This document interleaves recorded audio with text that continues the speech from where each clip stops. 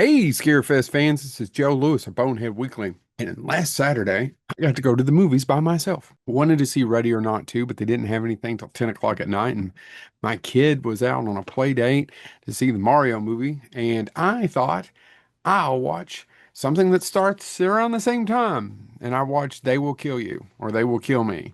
Trailer looked awesome. Let's talk about the movie. Is if somebody had watched Tarantino, some Robert Rodriguez, and then they kind of had like a baby kind of, but it wasn't really loved. And Sam Raimi raised it, but he didn't really talk to it a lot. But he kind of talked to it, and they saw bits and pieces of all these people's movies, including Hong Kong cinema. But it really wasn't any of that. It was filtered through those three people and what they'd seen, and then they made a movie about that. And that's They Will Kill You. It's not terrible. In fact, I liked it, but it also isn't great. It's pretty good. It starts out with this young woman running from some man who's chasing after her, and what we find out is her sister. And her sister gets taken, and then we cut to several years later, a few moments later, if you're a big SpongeBob fan. And what happens is she takes a job at this hotel ran by Satanists. You figure it out fairly quick. I mean, there's 666 and demons and all kinds of stuff on the doors and whatnot. Pretty much know the plot if you've seen the trailer. They're there to sacrifice her, and she has to survive the night.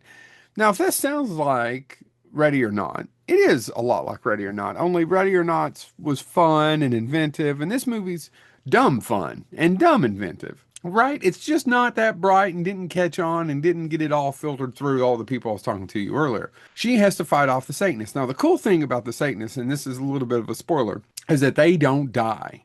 And they're ran by Patricia Arquette. And you got the great Heather Graham in there and a few other one of the Harry Potter actors. The cast is pretty good. The movie's not bad.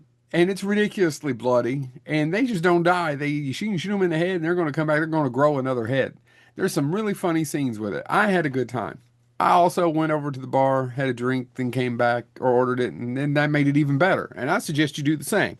Don't think about this too much.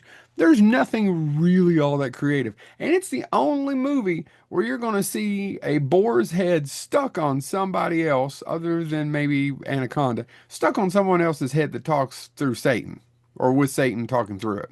It's bug crazy nuts. It's a lot of fun. Should you break your neck to go see it in a theater? Well, I think everybody should go to the movies. That's a whole other thing that we're not going to get into, and attention spans and why people can't go and sit in a big dark theater with the screen with other people is beyond me. But I realize that I'm getting close to oblivion, and not everybody agrees with me, and nor does anybody care about my opinion. It's fun. It's really well acted. So gory. And the one complaint I have, just because she's an amazing actress, I still don't understand who decided that Patricia Arquette should have an Irish accent. But do you know what Patricia Arquette doesn't do well? If you guessed an Irish accent, you are correct. So if you're looking for something where people shoot people's heads off and they grow back, and there's some sort of kung fu around every corner and people go crazy, this is right up your alley. So check out They Will Kill You. If you have a little, makes it even better. This is Joe Lewis of Bonehead Weekly. Let's try to do this.